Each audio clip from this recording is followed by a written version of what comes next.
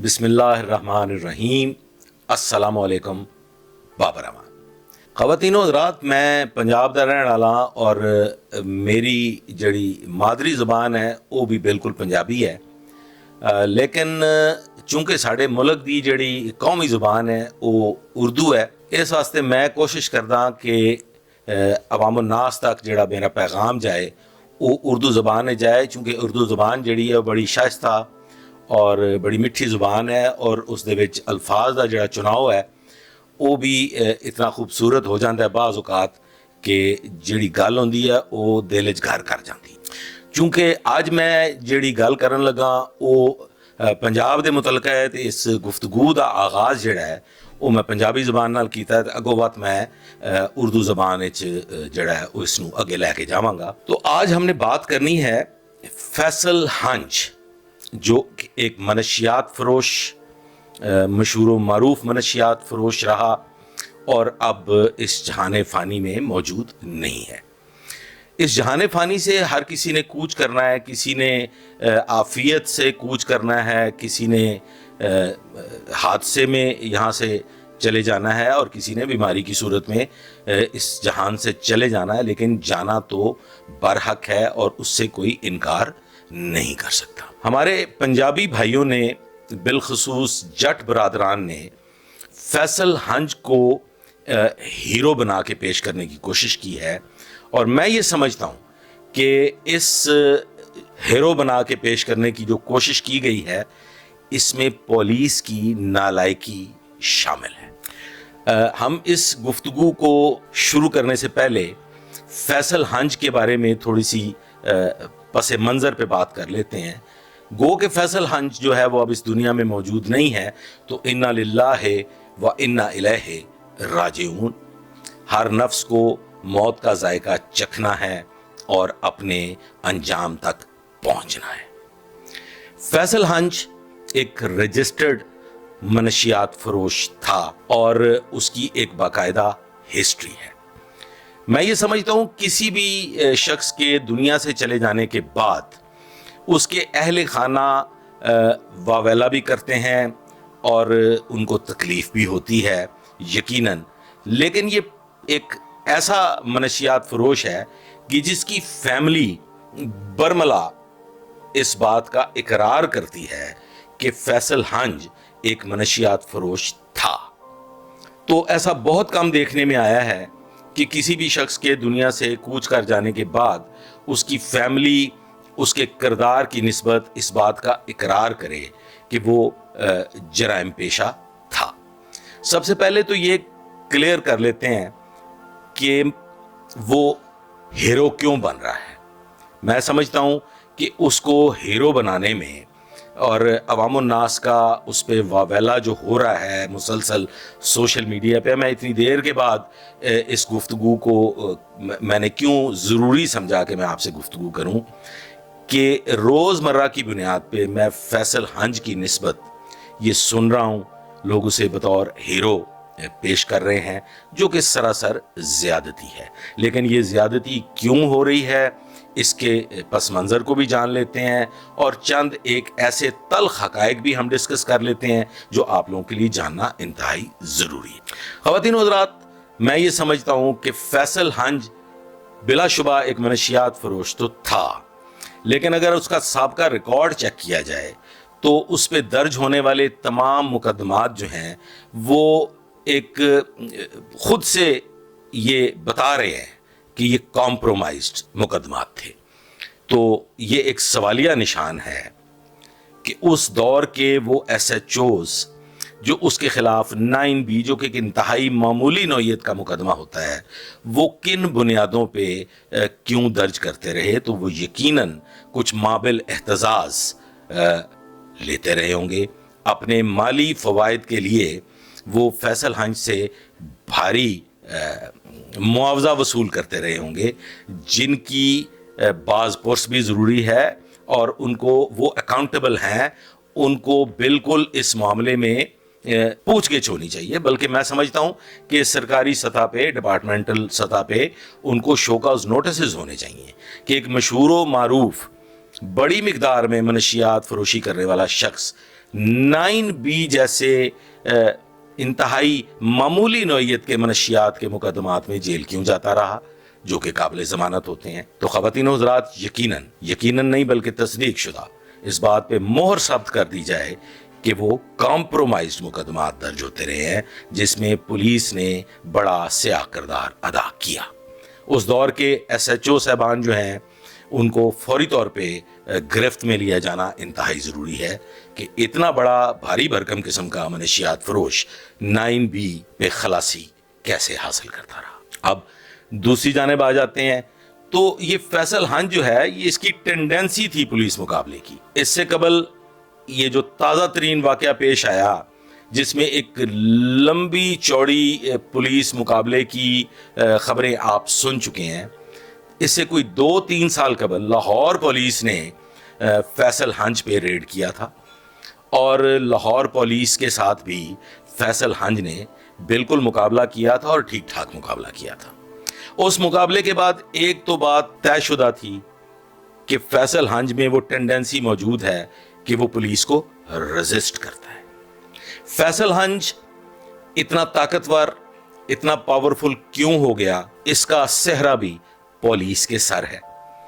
अगर फैसल हंज को इब्तदाई सतह पे रोक दिया जाता, उसके किरदार को क्लियरली जिस नौयत की उसकी मनशियात फरोशी थी वही 9C के मुकदमात दर्ज होते तो फैसल हंज शायद ना माली एतबार से और ना ही अदरवाइज पावरफुल हो सकता था।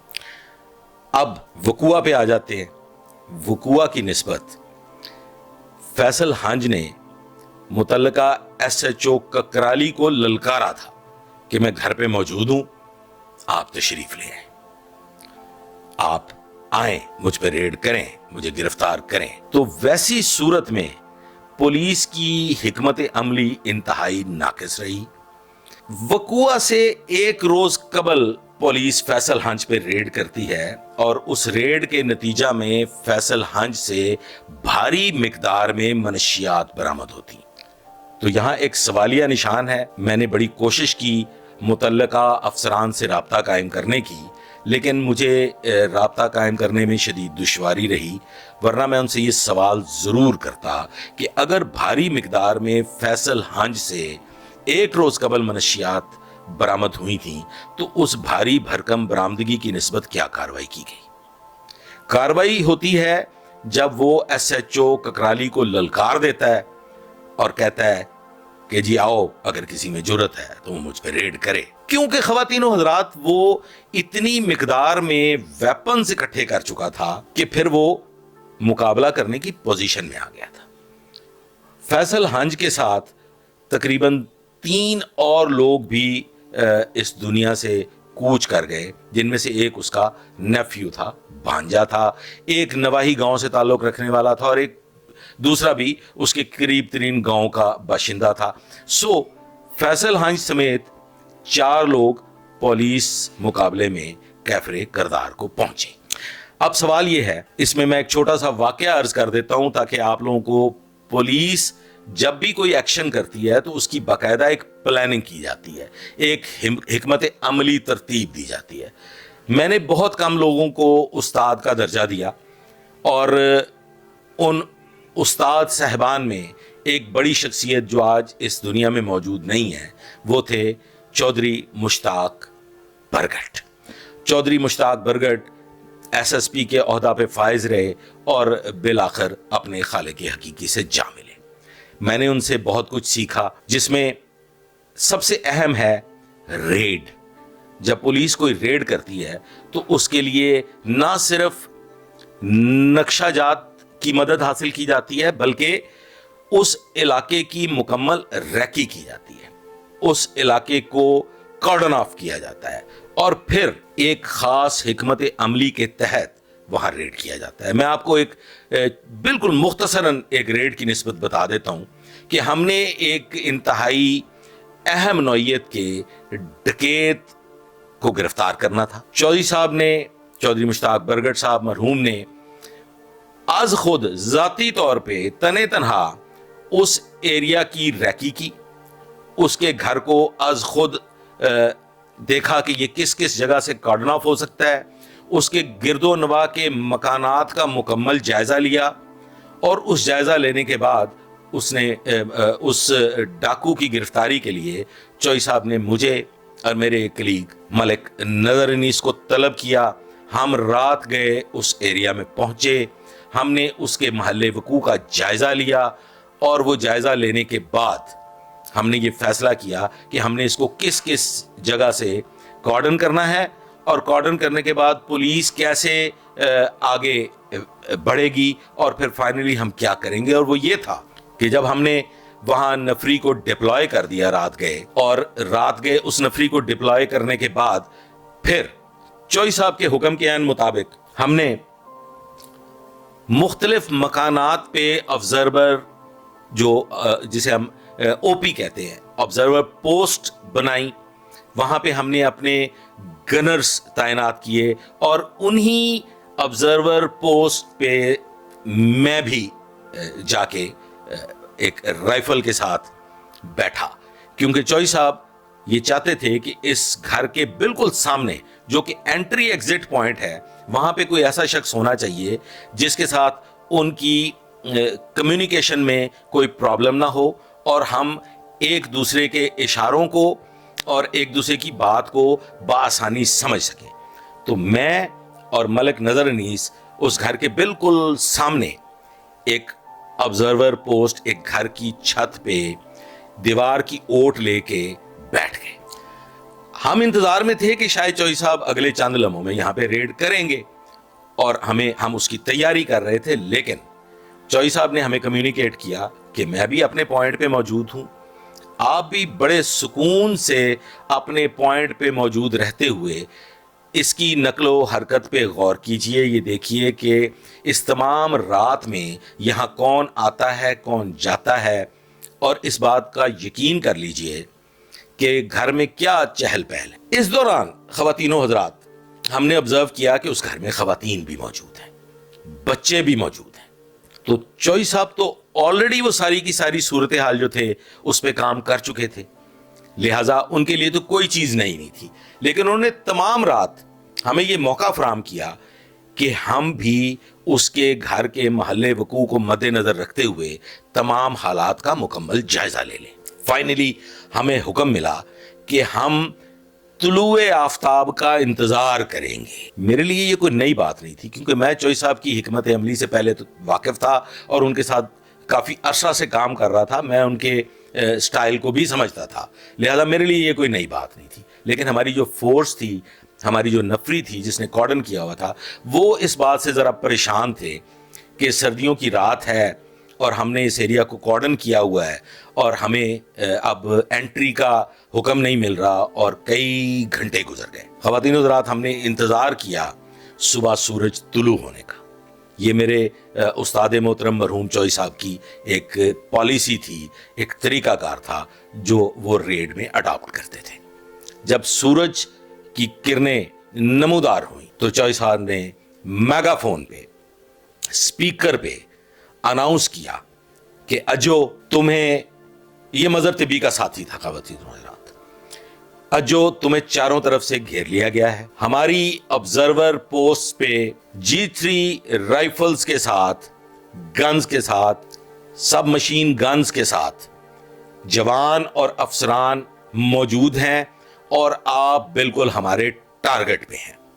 हम नहीं चाहते कि यहाँ कोई खून खराबा हो, हम नहीं चाहते कि जानी नुकसान हो, लिहाजा आपको पूरा मौका दिया जा रहा है कि आप सरेंडर कर। ख़वातीन हज़रात, उसके पास भी वेपन्स मौजूद थे, वो भी असलहा से लैस था, और उसके साथ उसका एक और साथी, उसका सगा भाई जो कि डकैत था, वो भी मौजूद था। इस इंतजार का ये फायदा हुआ, मेगाफोन पे बराह रास्त अनाउंसमेंट का ये फायदा हुआ कि अज्जो ने सारी सूरत हाल भांप ली।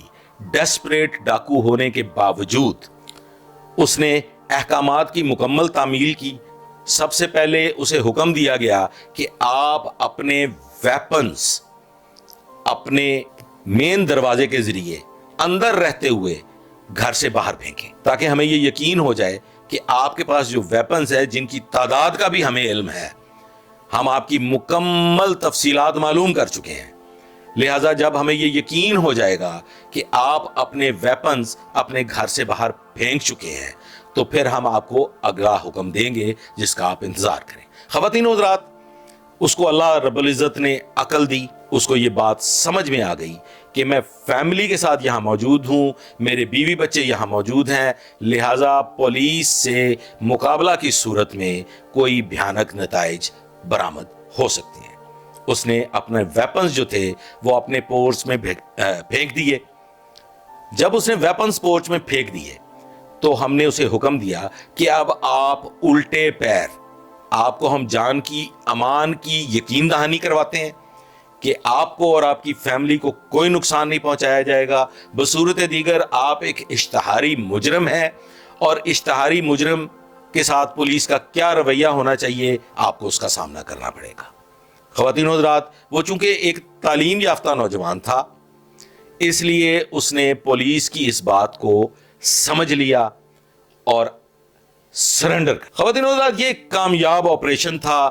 ہم نے اجو کو اور مجو کو اریسٹ کر لیا, اس سے ویپنز بھی ریکور ہو گئے, اور فائنلی وہ اپنے منطقی انجام کو پہنچا. اب یہاں سوال پیدا ہوتا ہے کہ جب ایک کرمنل نے, ایک منشیات فروش نے پولیس کو للکار دیا, بشارت صاحب جو کہ بڑے سلجھے ہوئے پولیس افسر جانے جاتے ہیں, ان کو للکار دیا کہ آؤ مجھے گرفتار کرو, تو پھر سمجھ جانا چاہیے تھا کہ یہ جنگ کے موڈ میں ہے. ہسٹری موجود تھی کہ وہ اس سے قبل لاہور پولیس کے ساتھ مقابلہ کر چکا تھا. تو پھر کیوں ایک جوان شہید کروا لیا گیا؟ خواتین و حضرات, میں سمجھتا ہوں کہ پولیس کے ریڈز کے دوران فرسٹ ایڈ اور ایمبولینسز ساتھ ہونی چاہیے. جو جوان شہید ہوتا ہے خواتین و حضرات, اس کے بازو میں فائر لگتا ہے. بازو میں فائر لگنے کے باعث ایکسیسو بلیڈنگ کے نتیجہ میں ہمارا جو جوان ہے وہ جان گنوا بیٹھتا ہے. اب یہاں سوال پیدا ہوتا ہے کہ ایک بات طے شدہ ہے, کرمنلز جانتے ہیں, عوام الناس بھی جانتے ہیں کہ جان کا بدلہ جان ہوا کرتا ہے, اور فورسز کا جب کوئی جوان شہید ہو جاتا ہے یا زخمی ہو جاتا ہے تو فورسز اس کا بدلہ ضرور لیتے ہیں. لیکن قانون کی بالادستی قائم رکھنے کے لیے یہ ضروری ہے کہ قانونی تقاضے پورے کیے جائیں. سننے میں آیا, علم میں آیا کہ پولیس بڑکے مارتی رہی.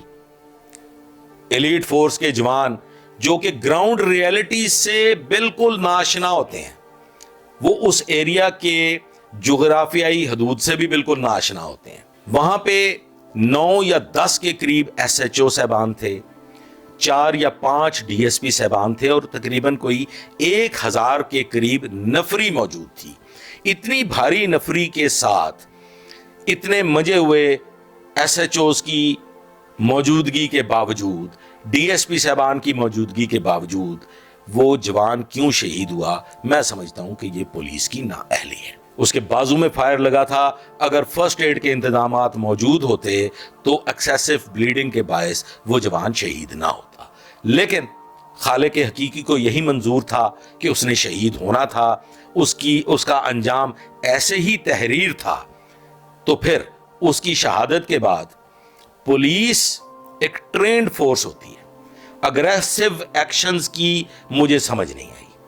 کیوں اندھا دھند یہ پولیس مقابلہ جاری رہا؟ کیوں نہیں اس کو ڈی ویپنائز کیا گیا؟ کیوں نہیں اسے سرنڈر کروانے کی بہترین کوشش کی گئی؟ یہ پولیس مقابلہ شام 4:30 بجے شروع ہوتا ہے خواتین و حضرات, اور صبح 6-7 بجے تک جاری رہتا ہے.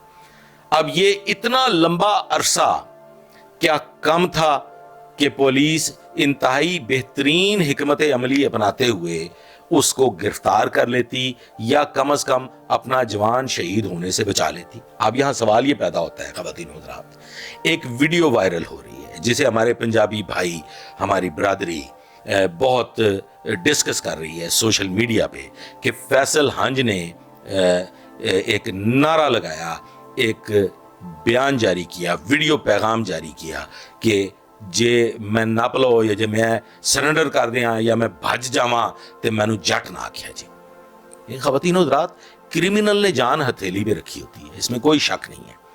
کرمنل کو یہ علم ہوتا ہے کہ اگر میں اس قسم کی حرکت کروں گا تو میں مارا جاؤں گا, اس میں کوئی شک نہیں ہے, کوئی دوسری رائے نہیں ہے. تو یہ نعرہ اس نے بلند کیا, یہ ویڈیو میسج دیا اس نے پولیس کو.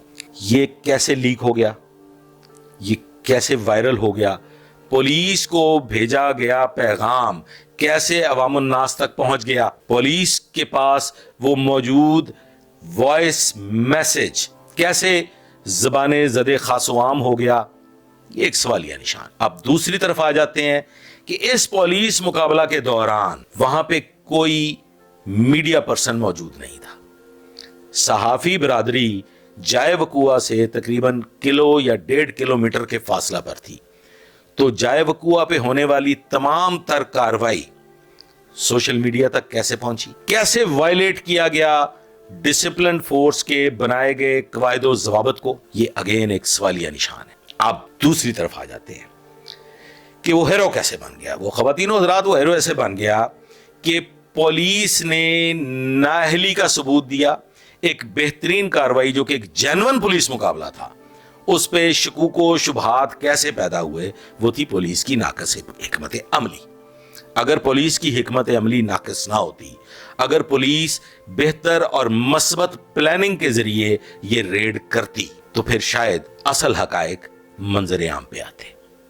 اب یہاں پہ ایک گفتگو کرتے ہوئے میں آگے بڑھوں گا کہ ہم پی آر اوز جو پبلک ریلیشن آفیسرز ہوتے ہیں ہمارے پولیس کے, ان کی تعیناتی میں ایم اے, ڈبل ایم اے, ٹرپل ایم اے کی جو اسناد اور ڈگریاں ہیں ان کو تو دیکھ لیتے ہیں, لیکن ہرگز یہ خیال نہیں کرتے کہ وہ جو افسر پی آر او کی سیٹ پہ تعینات کیا جا رہا ہے اس کا فیلڈ کا کیا ایکسپیرینس ہے, اس کا پبلک ڈیلنگ کا کیا ایکسپیرینس ہے, وہ عوام الناس کے ساتھ پہلے کب کن صورتحال میں گفت و شنید کر چکا ہے. تو اس محض ڈگریوں کی بنیاد پہ, صرف تعلیمی اسناد اور ڈگریوں کو مد نظر رکھتے ہوئے کسی کو پی آر او تعینات کرنا, یہ ظلم عظیم ہے اور یہ ہو رہا ہے, مسلسل ہو رہا ہے. میں سمجھتا ہوں گجرات کے اس انسیڈنٹ میں, اس حادثہ میں P R O public relation officer بری طرح ناکام رہے. وہ اپنی جو کاروائی تھی اس کا بہتر اور مناسب چہرہ پیش نہیں کر سکے. پلس جو معمولی نوعیت کے مقدمات درج ہوئے وہ ایک شکوک و شبہات پیدا ہو گئے کہ اتنا بڑا کرمنل تھا تو اتنے بڑے کرمنل کے خلاف اتنے چھوٹے چھوٹے مقدمات, یہ بھی ایک سوالیہ نشان تھا. جو پبلک کو ایک ایسا پوائنٹ مل گیا جس پہ وہ گفتگو کرنے کے قابل ہو گئے. اب اس کے بعد میں اس دوران ہونے والی کاروائی کو زیادہ ڈیٹیل میں ڈسکس نہیں کروں گا. آپ سب لوگ بہت سے ویلاگز بھی دیکھ چکے ہوں گے, گفتگو بھی سن چکے ہوں گے. میں لے کے آتا ہوں اس کو اینڈ پہ. خواتین و حضرات, خواتین سب کی سانجی ہوتی. عورت خواہ کوئی بہت بڑی عہدیدار ہو یا کسی کرمنل کی بیوہ ہو یا کسی کرمنل کی بیوی ہو, بہن ہو, ماں ہو, وہ عورت ہوتی ہے. عورت کے تقدس کا احترام, عورت کی عزت کا احترام ہر انسان پہ معاشرتی طور پہ لازم ہے. اب جب ایک گھر سے 4 ڈیڈ باڈیز برآمد ہوئیں, وہ ڈیڈ باڈیز وہاں موجود تھیں, تو میں سمجھتا ہوں کہ اس صورتحال میں اگر پولیس انسانیت کی بنیادوں پہ اپنی کیپس آف کر دیتی, سر جھکا لیتی, ان خواتین کو کے ساتھ مڈ بھیڑ نہ ہوتی, وہاں پہ بدتمیزی نہ کی جاتی, وہاں پہ اگریسو ایکشن نہ ہوتا, تو شاید سوشل میڈیا پہ فیصل ہنس جیسا منشیات فروش ایک کرمنل, ایک پولیس مقابلے کرنے والا کرمنل آج ہیرو نہ بنتا. اس کے بعد میں یہ سمجھتا ہوں کہ جب ایک شخص کرائم کرتا ہے تو اس کے کرمنل بننے کی صورتحال پہ بھی غور کیا جانا چاہیے. اگر کوئی شخص بھوک, ننگ اور افلاس کے باعث جب ریاست اس کا خیال نہیں کر سکتی, جب ریاست اسے روٹی فراہم نہیں کر سکتی, تو وہ کرمنل بن جاتا ہے, منشیات فروش بن جاتا ہے یا ڈکیت بن جاتا ہے, تو پھر وہ اسے اس کے جرم کے عین مطابق ڈیل کرنا چاہیے، نہ کہ اسے ایک دہشت گرد ایک ملک دشمن تصور کر کے اس کے خلاف کاروائی کی جائے۔ تو پھر اس سے یہ سوال کرنا بھی انتہائی نامناسب ہے کہ اس کے پاس دولت کہاں سے آئی۔ چلیں اسے بھی ہم درگزر کر دیتے ہیں، آف کر دیتے ہیں۔ آپ نے پولیس نے ایک پولیس مقابلہ کرنے والے منشیات فروش کو اس کے منطقی انجام تک پہنچا دیا، اس کے بعد ایلیٹ فورس کی جانب سے اندھا دھند فائرنگ۔ آخر کیوں؟ کیا ایسی جنگ فتح کی گئی تھی، کیا ایسا ملک فتح کیا گیا تھا کہ جس کی کامیابی اور فتح کے نتیجے میں اندھا دھند فائرنگ کی گئی؟ میں سمجھتا ہوں پولیس مقابلے کے بعد یا اس قسم کے انکاؤنٹرز کے بعد پولیس جذباتی ہوتی ہے، ہم بھی جذباتی ہوتے رہے ہیں۔ ایک آدھ برسٹ فائر کیا جاتا ہے، یہ اعلان کرنے کے لیے، اپنے ساتھیوں تک یہ پیغام پہنچانے کے لیے کہ the game is over، operation successful. کسی ایک رائفل سے ایک برسٹ فائر کیا جاتا ہے جو 10-15 گولیوں پر مشتمل ہوتا ہے، اور یہ ایک اعلان ہوتا ہے کہ اب سیز فائر ہو چکا ہے، پولیس کا آپریشن یا کسی بھی فورس کا آپریشن مکمل ہو چکا ہے۔ وہاں پہ اندھا دھند ایک طویل لمبی چوڑی مدت تک فائرنگ کیوں کی گئی؟ اس کی کیا وجہ تھی؟ اس فائرنگ نے، خواتین کے ساتھ بدتمیزی نے، ان لاشوں کا احترام نہ کیا جانا آج فیصل ہنج کو ایک ہیرو کے طور پہ پیش کر۔ اب یہاں ایک اور سوال پیدا ہوتا ہے، خواتین و حضرات، اتنی بڑی کارروائی کی گئی ایک منشیات فروش کے خلاف۔ میں یہ سمجھتا ہوں کہ جہاں پولیس اتنی بے شمار کارروائیاں کرتی ہے تو کیا یہ ممکن نہیں تھا کہ وہ جو توڑے اس کے گھر سے ایک روز قبل برآمد ہوئے تھے وہ جائے وقوع پہ موجود رہنے چاہیے تھے؟ اس کارروائی کے مکمل ہونے تک وہ منشیات کے توڑے وہاں موجود ہوتے تاکہ عوام الناس اسے دیکھتی۔ وہاں پہ ایک متعلقہ ایس پی کو باقاعدہ پریس کانفرنس کا انعقاد کرنا چاہیے تھا، بجائے اس کے کہ ہم وہاں پہ بھنگڑے ڈالتے یا فائرنگ کرتے بے تحاشا۔ وہاں پہ حقائق پبلک تک پہنچائے جاتے، پبلک کو یہ بتایا جاتا بذریعہ پریس کانفرنس کہ ہمارے بچے اسکولوں میں، کالجز میں تعلیم حاصل کرنے کے لیے جاتے ہیں، نہ کہ آئس کا نشہ کرنے کے لیے جاتے ہیں، نہ کہ منشیات جیسی لعنت کا شکار ہونے جاتے ہیں۔ تو ایسے کردار فیصل ہنج ہمارے نوجوان بچوں کو منشیات پرووائڈ کر کے ان کا مستقبل تباہ کرتے ہیں۔ تو کیا بچوں کا، آئندہ آنے والی نسل کا، اپنے مستقبل کا، جو ہمارا آنے والا کل ہے، اس کی تباہی و بربادی معاشرے کے لیے ناسور نہیں ہے؟ تو کیوں ایسا نہیں کیا گیا کہ کوئی متعلقہ ایس پی، کوئی سینئر آفیسر، کوئی زیرک آفیسر وہاں پریس کانفرنس کا انعقاد کرتا، بجائے اس کے کہ وہاں اندھا دھند فائرنگ کر کے، خواتین کے ساتھ بدتمیزی کر کے اس اچھے خاصے پولیس آپریشن کو مشکوک بنا دیا اور عوام الناس کو موقع دے دیا کہ وہ ایک کرمنل کو، ایک منشیات فروش کو آج عوام الناس کے سامنے ہیرو بنا کے پیش کر رہے ہیں۔ غور کیجئے گا، سوچئے گا، کہیں نہ کہیں ناقص حکمت عملی، نا اہلی اور نا تجربہ کاری پولیس کی 24 گھنٹے کی محنت کو، دن رات انتھک محنت کو نیست و نابود کر دیتی ہے، پامال کر دیتی ہے۔ پولیس کے سینکڑوں نہیں ہزاروں شہداء کی روحیں تڑپ جاتی ہیں، ان کی وہ قربانیاں رائے گاں چلی جاتی ہیں جب ایک کرمنل کو عوام الناس ہیرو بنا کے پبلک کے سامنے پیش کریں۔ اجازت دیجیے، اللہ حافظ۔